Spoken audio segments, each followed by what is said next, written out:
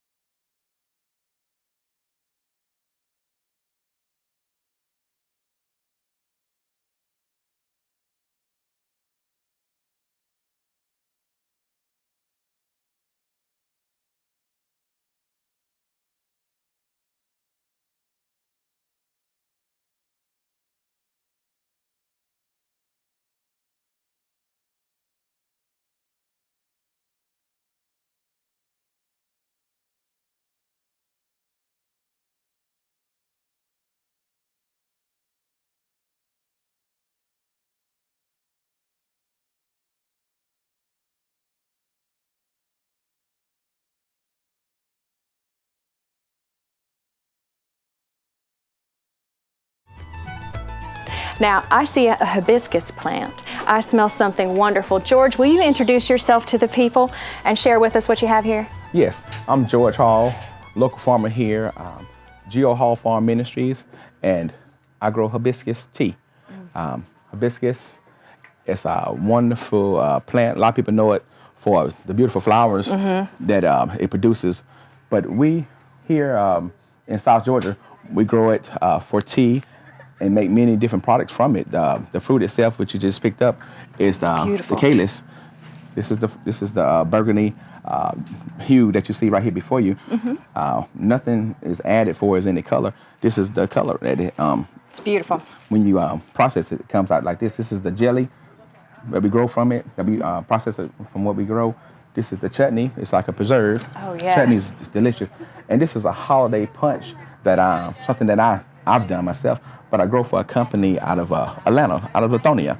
And we grow it here locally, and we pick it, and they process it up in Lithonia, Georgia. So It's like I say, it's a beautiful, it's good for so many different things. High in antioxidants, lowers blood pressure, blood sugar. People use it in different cosmetics, toners. It's just so many different things. The whole plant here, this is the hibiscus plant here. This is the severest type of hibiscus. It's like 25 different varieties of hibiscus. What you see here, the red fruit, this is the calyx right here, and also the leaves. The whole plant is edible, you all. Oh, my favorite. I love it when the whole plant's edible. Because we make tea from not only the fruit, but also the tea leaves. Okay. And like I said, it's about a 6-month growing period. So we have warmer climate here in South Georgia, so it really grows well here. Doesn't need that much water. So it's like I say, it's really efficient plant. Like I say, 6 months, and normally October. This is October, early November is the time of harvest. And once we harvest it, this is the once you take the pod out, Can I it's show this? the seed right here. This is the actual fruit right here that you can actually once you process it and clean it and get remove the seeds, you boil it down, and this is what you can make the tea, the jelly, the chutney, all the products that you see here. But mostly are known around the world. It's called sorrel also. Sorrel, like in the Caribbean. Yes, I didn't know that was the same family. Same as eggplant. Oh, just I called love here sorrel. here in the States we call it hibiscus. So it's been around a long time around the world, but here in our country it's still relatively new, and it's mostly known for just tea, but in a dry form. So this is the fresh off the vine. Yeah, I can see it still has moisture in it. Right, so you have moisture, and this is what you like say you want to make it. And this is free. This actually my son picked it up from the house, my mom's house. It's frozen. Okay. Yeah, I freeze it, and that way, anytime I get ready for some, I just go It's up there and get it. I do that with a lot of my fruits and vegetables when they're in season. I don't have time to put them up, or I know I'm going to make, persimmon butter later or something like that, and I'll go ahead and pulp it out and freeze it or process it, freeze it and save it. It sounds good. Yeah, we'll have to talk later. Yes, we do. And these are the seeds. Oh, I see. And is it very difficult to grow? No, we grow up from the potted plants. Okay. You know what I'm saying? Transplant them into the we grow them in the hoop house, and then we transplant them probably anywhere between April, in the month of April, and then probably early May. We try to get them in the ground, and we go from there. And from there, 6 months, we start harvesting. Is it something easy to grow that our viewers might want to try, or is it something that you really have to learn before you tackle? It's relatively easy to grow, but it's very labor intensive when it comes to harvesting it. You can imagine how many leaves it take to make a pound of leaves. Right, they dry to so little. And then also with the calyx, the fruit itself, once it dries out, it becomes very, very light.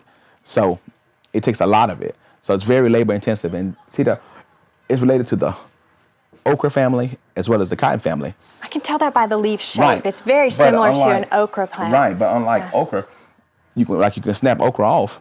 With the hibiscus, normally you have to cut it. Cut it with shears. So it's very labor intense. So if anybody don't mind working a little bit, getting a little sweaty, then yeah, it's for you. But the harvest is, like you see, it's a very great harvest. Yeah, There's many things fragrant, you can do when you smell really it. beautiful. It has like a citrus berry. Can I try some? Yes, please. This is the jelly. I'm gonna let you try some of the jelly. Okay. I'm not gonna argue with that. Thank Try you. the jelly first. Okay. I'll try the jelly first. Oh, that is really good. It's kind of a like if you crossed grapes and roses. Does that make sense? Well, I tell people all the It's time floral and fruity. When I first tasted it, it tasted like my grandmother's blackberry jelly and her plum jelly mixed together, crossed between both of those. That's probably more accurate. Yeah, that's yeah, right. really good. Yeah, Very grandma's reminiscent blackberry, of that plum flavor. And my grandmother, she always made all her preserves and jellies growing up. So, yeah, I'm just following her line. That's wonderful. Yeah. What a great legacy. Yeah. And this is the chutney right here, okay? The chutney. When I tell you, when you taste that right there, it's gonna take the place. It's gonna take the place of cranberry. Okay. Adding some dressing for Thanksgiving. Yeah. That's it right there. Just imagine that with some with just some dressing and some turkey. You see all the complex flavors. Do you know your friends would be so impressed if you served this instead of cranberry shell? Yes. Yeah. Wow, that's really lovely. I expect at some point to see you putting that in restaurants. Hey. I really do. I thank you. That's a great idea. That's a really fantastic idea. What else you got? This is the holiday punch. I wish we had some water so you can clean your palate. But this is the holiday punch. This is the fruit, the calyx, the hibiscus. And like I said, I stewed it down, and then once I process it, add a little cinnamon stick, a little ginger, a little cloves. A little mold. It's like a mold. It's a holiday. It's a holiday punch. That's the red glow. Oh. That's the red glow, and this is the berry. I want to grow this now. Yes. Very effective salesmanship. Hey. Yeah. It's a wonderful plant. And there's multiple things that you can do with it. And I'll tell you, it's just it's like I said, it's been fun. It's my first year out the box doing it, and I tell you, I really have enjoyed myself. And this is the berry. You know, I'm struck. If you guys are growing hibiscus out here, this is a great way, I think, to get kids interested because, Yes. I mean, this is objectively delicious. This is not an acquired taste. If you like fruit, you like I'm gonna this. tell you this right here. Last night at work, I was, the weather's changed, and I was feeling a little sniffy. I said, you know what? Let me try some punch. And I tried it first on some ice and drank me a couple cups, and then I put it in the microwave in my mug and sipped on it. And when I tell you, I'm good. Yeah, I'm good. I'm good. I'm great. Little cinnamon in there and warm. That would be it's great. Really delicious. Thank you so much for sharing this today. Well, we really appreciate you. I've learned so many neat new things out here today. I really hope if you get an opportunity to come by the Village Community Gardens that you do so. So, George, it was really nice to meet you. Thank you so much. I was going to, you had an odd number, so Help yourself, okay? Thank you, George. I appreciate it. We appreciate you, and we just love what you're doing for the farmers in our community. And like I say, with Sam here, it's wonderful you coming down here and just showcasing us. Thank you so much. I'm so glad we did. Thanks. Hi, I'm Katy Rogers. I hope you'll be right back after this message to join me. So why buy local? Why make the effort to get up on a Saturday morning and go find producers in your area? It circulates a higher percentage of your money back through your community. It supports local jobs, local growers and farmers. It increases the accountability in the food supply chain. When you know who's producing your food and you can walk onto their farm, then you know exactly how it was raised or how it was made. Buying local makes you local. At Douglas Metal and Steel Manufacturing, we only use top quality steel and roofing. And with our on-staff custom designer, we can customize your building to best suit your needs. From large commercial, agriculture, or just a place to store your stuff. And it comes with a written 40-year warranty that we'll put in your hand. It's not just quality we stand behind, but we stand on. Call today for a free quote. Douglas Metal and Steel Manufacturing. We are steel #1.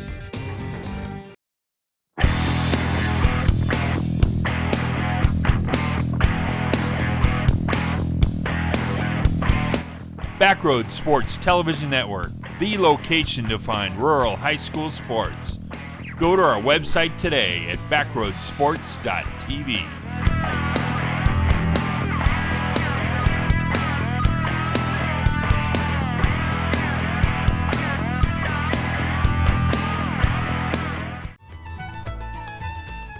Now, here at the Village Community Garden, we see a lot of involvement from educators in the community, and you ladies are part of that team. This is Melissa and Mel. Would you introduce yourselves to us and let us know what your role is? Sure. I'm Melissa Edwards. I'm the CTAE director for Worth County Schools. So I'm at the high school, but I also work at a district level position with the middle school and the high school. Very busy. My name is Mel Rennie. I teach environmental science over at the high school. So I love being out here and seeing the environment and the stuff that we could come out here and do. Absolutely. So how is this integrated with what you do in your professional life? This can help us show the kids how they'll use what we're teaching them every day. Mm-hmm. You know, come out here and show them how to survive on the land and help not only the environment but the community as well. Very hands-on. Absolutely. Yeah. And is there curriculum built specifically around growing? There will be. We actually have a workshop this week where our teachers like Mel will come out. We will also have earth science teachers, our curriculum specialist, myself, and the middle school teachers are coming out to the garden to work with Sam and Woody and some of the others on how we can create some standards-based lessons so that when school groups come out, there's actually some pieces there that have science, have some agriculture, have a little bit of everything kind of meshed together so you can see the why of the science and how that all plays together. Very hands-on, and I know that that is more engaging and kids retain that longer, right? When they're actually physically Yes. involved with a project, it's easier to maintain than a worksheet. You get that whole brain involved. That's right. They're doing it, entire they're brain. hearing it, they're Right. seeing it.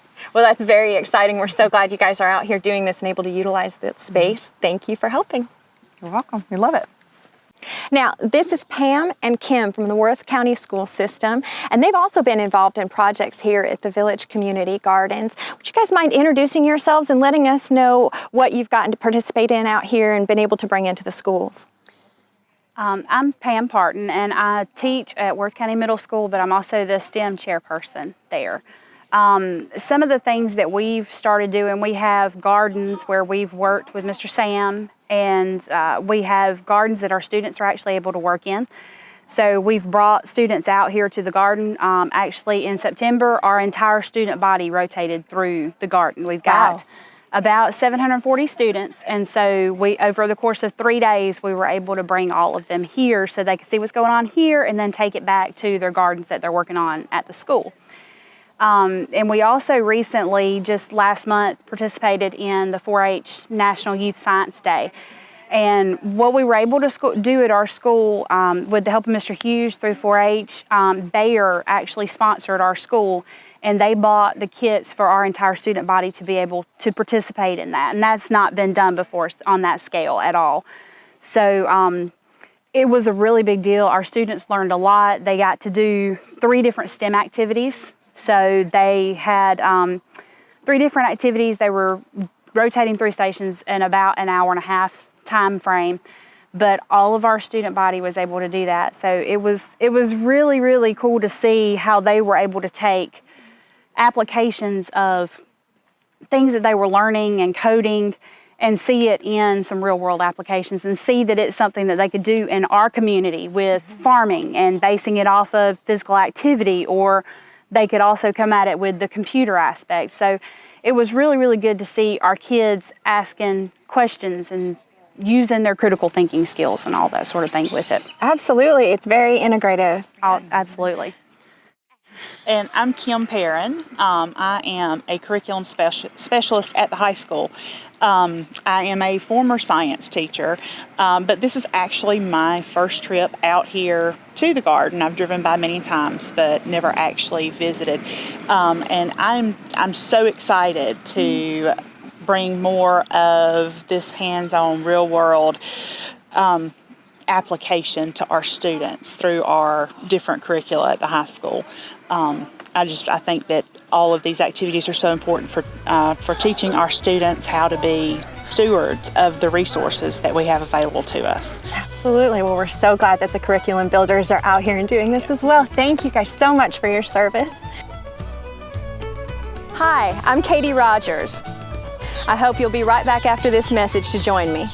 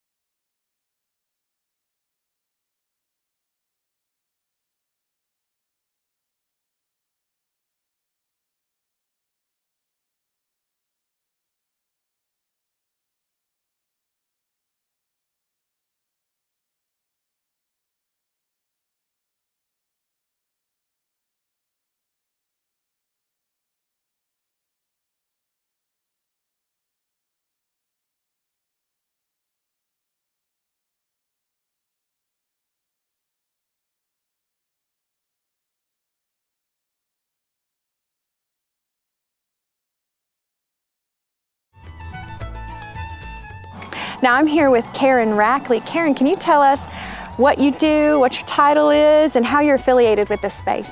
With the Sylvester Worth County Chamber of Commerce and Economic Development, and I'm affiliated with this space because of Sam. Sam is an artist here in Sylvester Worth County, and he came to us several years ago, 4 or 5, with the idea about the garden, bridging art and agriculture. And that's how we got involved. And we've been very supportive of him, and it has evolved a long way. It's formed with partnerships, and of course we at the Chamber love partnerships. You've got the city involved, the schools involved, the Chamber and Economic Development involved. Everybody surrounding this community loves this garden. Well, that's wonderful. We're so glad you guys are on board and supportive of this space. And would you encourage other communities to get on board with similar projects? Is this something that you guys are seeing a positive response to? Oh, definitely. Your tourism piece alone. He's brought people from all over the world here. He's brought people from all over the community here. Yes, definitely. I would encourage anybody to. And the garden's premises is to feed everybody in the community as well, and there is no charge.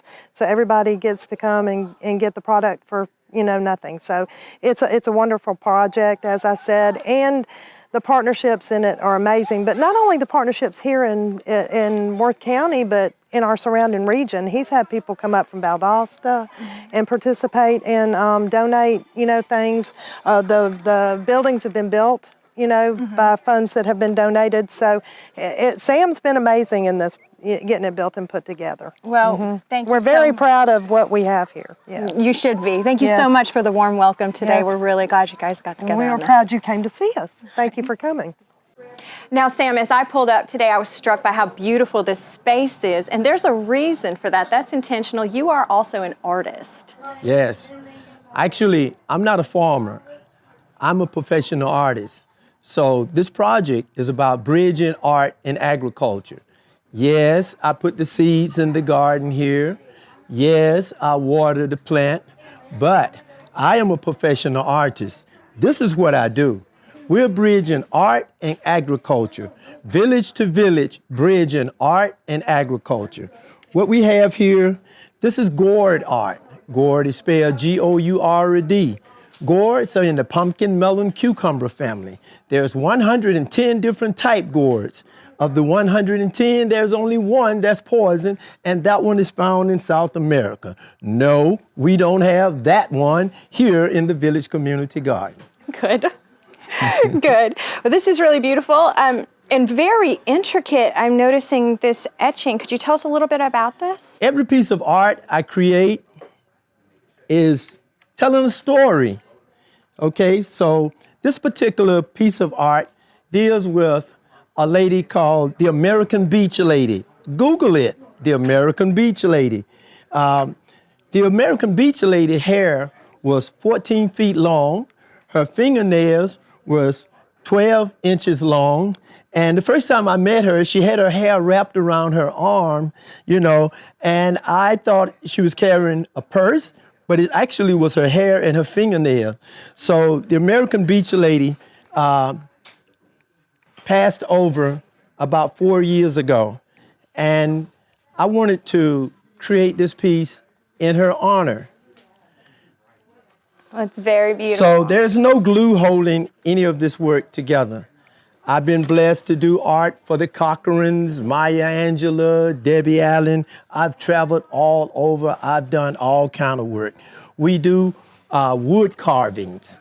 We do, my specialty though, is the gourds. No glue is holding these pieces together. How does that work? What is holding it together then? Well, you see this little mole on this lady's jaw? Mm-hmm. Well, that's what's holding this entire piece together. It's a skewer. I use skewers to, like the old masters used to create art. And that's what's holding this piece together.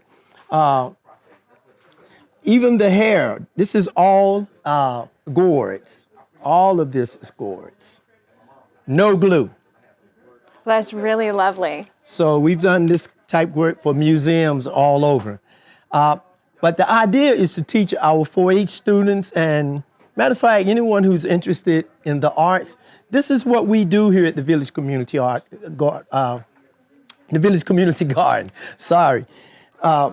So when we say we're bridging art and agriculture. A lot of time, Katie, you have young people who are not interested in agriculture. Then you may have people who's not interested in the art. But the one thing we all have in common, we all love to eat. So we're bridging art and agriculture. We're teaching our young people how important it is to have the arts around. And these days, art in agriculture is a cool thing. That's why when you look around here in the garden, you see these big, lush chairs that are carved. We are standing on a stage right now that's overlooking the lake. When you come up to the Village Community Garden, when we're having events, you will see these umbrellas. The umbrellas is an installation of colors representing Africa and a lot of other places that love color. We all love colors. But here at the Village Community Garden, we are trying to bring as many people as possible together so we can learn to work and create and show love to one another. What the world needs most is love. Sweet love. You have a beautiful voice. No, I really don't. Beautiful voice.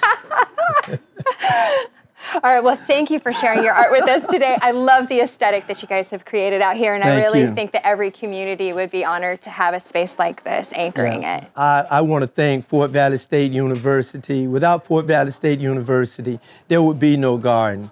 Without the city of Sylvester, the mayor, and the councilman, there would be no garden. And without my wife, Etta Garcia, and my young manager, Janaya Green, there would be no garden.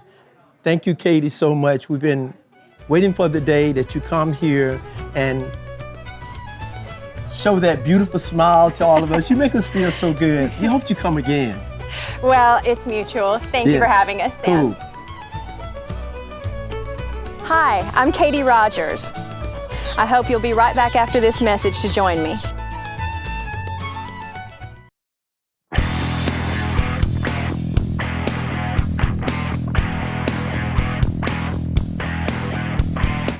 Backroad Sports Television Network, the location to find rural high school sports. Go to our website today at backroadsports.tv.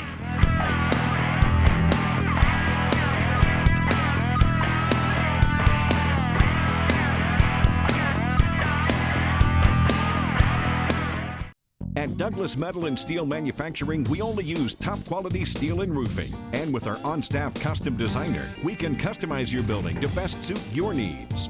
From large commercial, agriculture, or just a place to store your stuff. And it comes with a written 40-year warranty that we'll put in your hand. It's not just quality we stand behind, but we stand on. Call today for a free quote. Douglas Metal and Steel Manufacturing. We are steel #1. So why buy local? Why make the effort to get up on a Saturday morning and go find producers in your area? It circulates a higher percentage of your money back through your community. It supports local jobs, local growers and farmers. It increases the accountability in the food supply chain. When you know who's producing your food and you can walk onto their farm, then you know exactly how it was raised or how it was made. Buying local makes you local. It's so beautiful out here, and I noticed there's all these birdhouses as you drive up. Yeah. What's that about? This is Georgia first drive-through birdhouse gallery. I love it. It's the first one. I love it. And we have the Georgia 4-H birdhouse drive-through gallery. That's what's up. This is a 4-H project. Yes, We love 4-H. Well, Yes. Thank you for sharing this and the rest of the gardens with us today, Sam. It was a pleasure to meet you and everyone that's involved out here. We appreciate it. Best of luck with this endeavor. We can't wait to see what happens. Katy, in behalf of the entire state and Sylvester and Worth County, we're missing you already. Please come back, Katy.